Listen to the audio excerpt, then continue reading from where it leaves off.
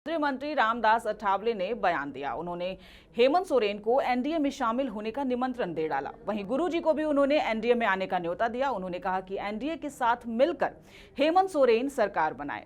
आपको बता दें कि इसके बाद झारखंड में सियासी हलचल जो है उनके इस बयान के बाद तेज हो गई। वहीं दूसरी ओर मंत्री मिथिलेश ठाकुर ने अर्जुन मुंडा से मुलाकात की। वहीं अगर हम बात करें तो जगन्नाथ महतो ने नितिन गडकरी से मुलाकात की। तो कहीं ना कहीं कुछ तो खिचड़ी जो है वो जरूर पक रही है। झारखंड की सियासी हलचल जो है एक बार फिर से तेज हो चुकी है। हमारे साथ हमारे सहयोगी संतोष जुड़ चुके हैं जो सीधे बीजेपी ऑफिस में मौजूद हैं। संतोष, झारखंड में एक बार फिर से सियासी खिचड़ी पकनी शुरू हो चुकी है। निश्चित तौर पर जिस तरह से देखिए कि यहाँ अभी रामदास अठावले केंद्रीय मंत्री हैं, राज्य मंत्री हैं, और झारखंड जब से आया, जब से उनका एक बयान आया है कि हेमंत सोरेन को और गुरुजी को जो है एक एनडीए का पार्ट हो जाना चाहिए, एनडीए के साथ ही मिलकर काम करना चाहिए और इससे निश्चित तौर पर कहीं ना कहीं जो है सो झारखंड के लोगों को फायदा मिलेगा। तो एक तरीके से कहें कि एक राजनीतिक जो है सो कयास से लगना शुरू हो गया है कि कहीं हेमंत जो भी कांग्रेस के साथ यहाँ सरकार चला रहे हैं और जिस तरह से अगर बीजेपी में एनडीए में मिलने की बात हो रही है, मिथिलेश ठाकुर भी अभी हाल में अर्जुन मुंडा से मिल चुके हैं, तो इन सब लेकर के जो राजनीति की खिचड़ी पकड़ी है, तो हम सीधे जानना चाहते हैं जो झारखंड बीजेपी के प्रेसिडेंट हैं दीपक प्रकाश जी, उनसे हम बात करते हैं कि क्या आखिर जो है एनडीए किस तरह से जो है देख रही है झारखंड को। दीपक जी, आपका इस प्रोग्राम में स्वागत है।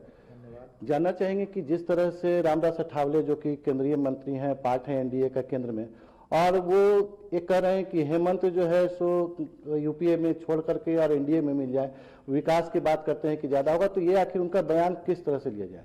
देखिए, अठावले जी भारत सरकार के मंत्री हैं, सम्मानित नेता भी हैं और उन्होंने जनता की अभिव्यक्ति को व्यक्त किया है। देश के सुरक्षित तब रहेगा जब एनडीए गठबंधन मजबूत रहेगा। देश विकसित तब होगा जब एनडीए गठबंधन मजबूत रहेगा।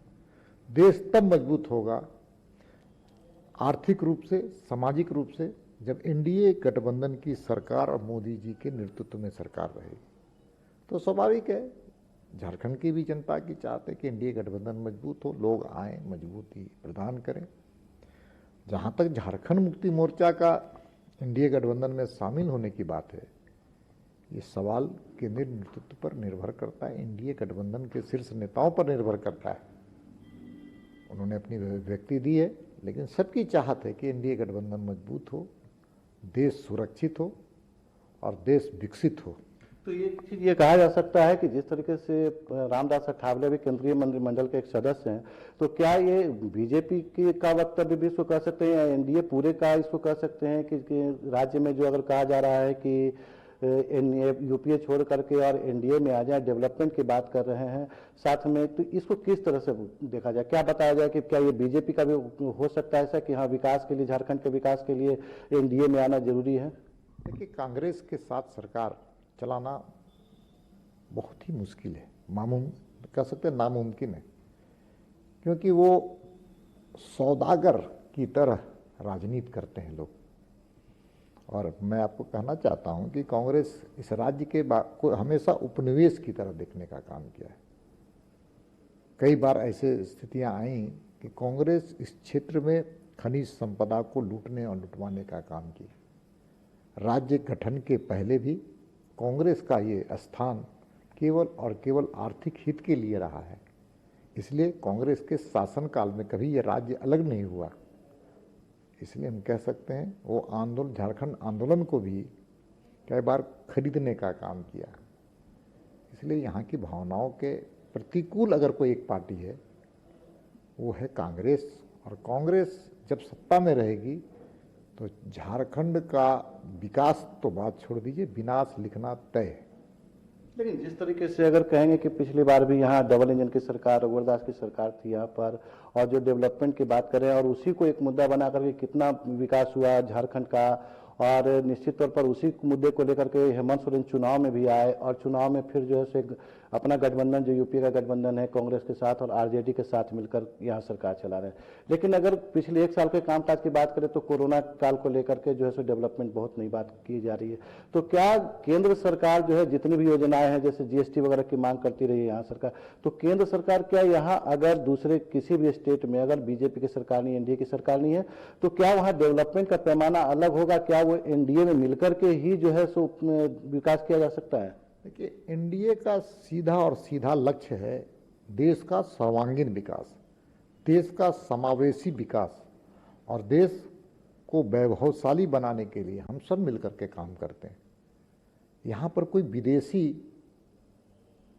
मूल का कोई व्यक्ति नहीं है जो ये नेतृत्व करने वाला। ये स्वदेशी पार्टी है, स्वदेशी, खाँटी स्वदेशी पार्टी है, स्वदेशी विचार करने वाली पार्टी है, आत्मनिर्भर भारत बनाने वाली पार्टी है।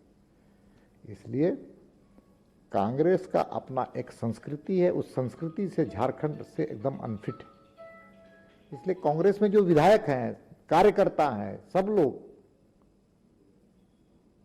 के मन में है कि झारखंड अच्छा हो, बेहतर हो। इसलिए कांग्रेस का जो शीर्ष नेतृत्व है वो झारखंड को एक उपनिवेश की तरह देखता है। लेकिन यहाँ के जो हमारे कांग्रेस के भी कार्यकर्ता हैं उनके मन में भी मलाल है कि बेहतर, पिछली सरकार में बेहतर काम हुआ था, अच्छा काम हुआ था, विकास की गति तेज हुई थी, उसको विराम लगाने का काम। तो फिर ऐसा क्या होता है कि जिस तरीके से जेएमएम पहले भी एनडीए का पार्ट था और फिर बीच में जो है कुछ मुद्दों को लेकर करके, कुछ इथिक्स को लेकर के जिस तरह से अलग हुई और फिर हेमंत सोरेन जो है जेएमएम के, वो निश्चित तौर पर जनता के बीच में जो कहे कि बीजेपी के का कुछ जो है नेतृत्व जो पिछले 5 साल का रहा उसको लेकर के गए कि क्या यहाँ डेवलपमेंट हुआ। जनता कहीं ना कहीं बीजेपी की बातों से सहमत नहीं हुई और इनकी सरकार बनी। आप कैसे देखते हैं कि जेएमएम अगर लोगों को समझाने में सहमत है तो किस तरह से इसको कहा जाए कि वो बीजेपी के साथ मिलकर ही काम करे तो आगे बढ़े, या फिर जेएमएम काम करे या फिर बीजेपी करे? देखिए, ये निर्णय एनडीए गठबंधन के शीर्ष नेतृत्व को लेना है, हेमंत सोरेन जी को लेना है। इस पर अठावले जी का विचार आया है। इस पर अभी कह सकते हैं कि अठावले जी के विचार को ही अगर हम आधार बना दें तो ये भी सरासर गलत होगा।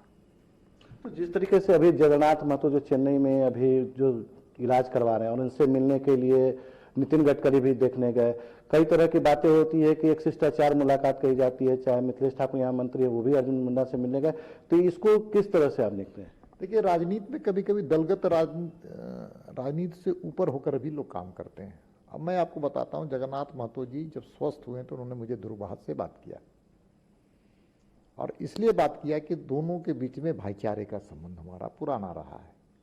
हम जब हार्ट अटैक हुआ तो मैं शुक्रगुजार भी हूँ मुख्यमंत्री जी से लेकर के, स्वास्थ्य मंत्री से लेकर के, मिथिलेश ठाकुर से, पूरा कैबिनेट वहाँ पर था। वामपंथी दल के लोग थे, समाजवादी पार्टी के थे लोग, कांग्रेस के लोग थे। तो राजनीति को कभी कभी इन चीज़ों से ऊपर भी देखना चाहिए, मानवीय मूल्यों के चीज़ें होनी चाहिए। गडकरी जी गए, ये पार्टी से भी ज़्यादा कुछ मानवीय मूल्य होता है। उस मूल्य अगर रहेगा तभी पार्टी में आप अच्छे कार्यकर्ता के रूप में काम कर सकते हैं, अच्छे सामाजिक कार्यकर्ता के रूप में काम कर सकते हैं। इसलिए लोगों से मिलना जुलना, इसको राजनीति अभी आप झारखंड में जो हेमंत सोरेन यूपी की सरकार है उसको किस तरह से देखते हैं? देखिए, सरकार विफल सरकार है, 1 साल की सरकार विफल सरकार, विकास की गति को खत्म करने वाली सरकार, महिला विरोधी, किसान विरोधी, मजदूर विरोधी, जन विरोधी सरकार है, ट्रांसफर पोस्टिंग करने वाली सरकार। ये तो जनता आंक रही है ना 1 साल में। ये सरकार अब तक की जितनी सरकारें बनी है उसमें सबसे खराब और असफल सरकार कोई है तो हेमंत सोरेन जी की नेतृत्व वाली सरकार। और मैं बार बार कहता हूं कि कांग्रेस स्क्रिप्ट लिखता है दिल्ली में बैठ करके, आरपीएन सिंह लिख के लाते हैं और उसको पढ़ने का काम हेमंत सोरेन जी करते हैं। ये झारखंड की अस्मिता के साथ भी खिलवाड़ है।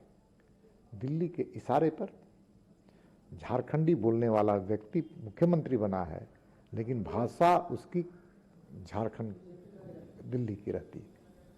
तो कैसे, जिस तरीके से आप लोग विपक्ष में हैं, तो विपक्ष की भी एक भूमिका होती है कि किस तरह आप वर्तमान में तो एक सरकार को किस तरह से किस किस बिंदु पर घेरने की बात कर रहे हैं, या क्या क्या आप लोग के सब सजेशन है? जानते हैं कि भारतीय जनता पार्टी लगातार कोरोना कालखंड से लेकर अब तक जहां हमने रचनात्मक भूमिका अदा किया कोरोना कालखंड में, आम जिनको नितांत आवश्यक था उनके लिए हम लोगों ने मोदी आहार से लेकर के सैनिटाइजर से लेकर के हर प्रकार के दुख में उनके साथ हमारे कार्यकर्ता खड़ा हुए, चाहे प्रवासी मजदूर के साथ।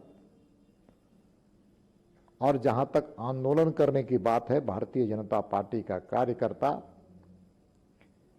हर इनके ऐसे जो जन विरोधी नीतियां हैं उसके खिलाफ संघर्ष करने का काम किया। 170 कार्यकर्ताओं पर यह सरकार ने FIR करने का काम किया कोरोना काल में। हमारे जैसे कार्यकर्ता को भी राजद्रोह का मुकदमा इन्होंने दायर किया, कई PIL किया गया। लेकिन जितना सोना को जितना आग में आप तपाओगे उतना ज्यादा निखर करके सामने आएगा भारतीय जनता पार्टी का कार्यकर्ता। वो जितना सताने का काम कर सकते हो करो, ये मेरी चुनौती है। जितना सताने का काम करोगे भारतीय जनता पार्टी का कार्यकर्ता अन्याय के खिलाफ उतना ही तेजी से संघर्ष करने के लिए अपने बल पर आगे बढ़ेगा। आप झारखंड बीजेपी के प्रेसिडेंट हैं, जेएमएम और आप अगर मिलकर सरकार चलाना चाहें, अगर जेएमएम को लगता है कि आपसे मिलकर चलाना चाहिए, आपको क्या लगता है कि जेएमएम को मेरे साथ आना चाहिए? अभी इस पर मैं कोई टिप्पणी नहीं करूंगा। ये भारतीय जनता पार्टी राष्ट्रीय पार्टी है और कई ऐसे मुद्दे के निर्णय केंद्र के द्वारा लिए जाते हैं और मैं पार्टी का अध्यक्ष जरूर हूं, लेकिन पार्टी का निर्णय और सामूहिक निर्णय पर चलने वाली पार्टी है। कीर्ति, देखिए जिस तरीके से अभी प्रेसिडेंट हैं यहाँ बीजेपी के दीपक प्रकाश जी, और उन्होंने बताया कि किस तरह से अगर अठावले साहब के बयान को अगर लिया जाए तो केंद्रीय नेतृत्व का एक बयान कहा जाएगा उसको कि केंद्र में अभी सरकार है एनडीए की, और वो चाह रही है कहीं ना कहीं कि अगर जिस तरह से यहाँ विकास हो रहा है, जो डेवलपमेंट की बात की जा रही है झारखंड में, और जेएमएम जिस तरह से यूपीए के साथ मिलकर के भी जो सरकार चल रही है, तो उस पर उनका कहना है कि फिलहाल जो झारखंड में खासकर दीपक प्रकाश जी का जो यहाँ बीजेपी प्रेसिडेंट है, उनका कहना है कि यूपीए की सरकार का एक स्क्रिप्टिंग जो है कांग्रेस करती है और इम्प्लीमेंट करती है हेमंत सोरेन यहाँ की सरकार जो है। तो इससे कहीं ना कहीं ओवरऑल जो है सो यहाँ के विकास में या डेवलपमेंट में या जनता के ओबीसी SC ST जिसको कहें कि इन सबों के एक डेवलपमेंट में परेशानी आती है, और इसको लेकर करके जो एनडीए नेतृत्व है केंद्र में उनके मंत्री हैं, और उनका कहना है था कि चूंकि वो भी रिपब्लिकन पार्टी ऑफ इंडिया के प्रेसिडेंट है और वो एनडीए के साथ में है, तो उनका कहना था कि जिस तरीके से बाकी पार्टियां भी एनडीए के साथ में है तो जेएमएम भी मेरे साथ में रहे। जेएमएम में पहले भी जो है गुरुजी एनडीए के साथ में रहे हैं, मंत्री रह चुके हैं, तो उनके साथ मिलकर के सरकार चलाना ये काम होगा। जहां तक अगर बात करने की, अगर मिलने की बात कही जाए कि जो एनडीए के नेता, कई बार ऐसा होता है जैसा कि दीपक प्रकाश जी ने कहा कि मुलाकातें औपचारिक भी होती हैं और कई बार पार्टी से ऊपर उठकर सोचना पड़ता है, लेकिन कई बार यह भी होता है कि मुलाकातों का दौर जो है वो अपने आप में राजनीतिक रंग ले लेता है। तो एक बार आप ये भी सवाल उनसे करिए कि कई बार मुलाकात होते होते वो राजनीतिक रंग ले लेता है। देखिए जिस तरीके से अभी दीपक प्रकाश जी से मेरी बात हुई तो उन्होंने यही कहा कि जो एक राजनीतिक मुलाकात अपनी जगह पर होती है, लेकिन पर्सनल उससे भी उठकर मुलाकात होती है। हालांकि राजनीति में एक बराबर कहा जाता है कि जो शिष्टाचार मुलाकात होती है वही कल जाकर के कुछ और जो है सो उसमें खिचड़ी पकती है या फिर उसको कहें कि कुछ और रूप लेती है इसको।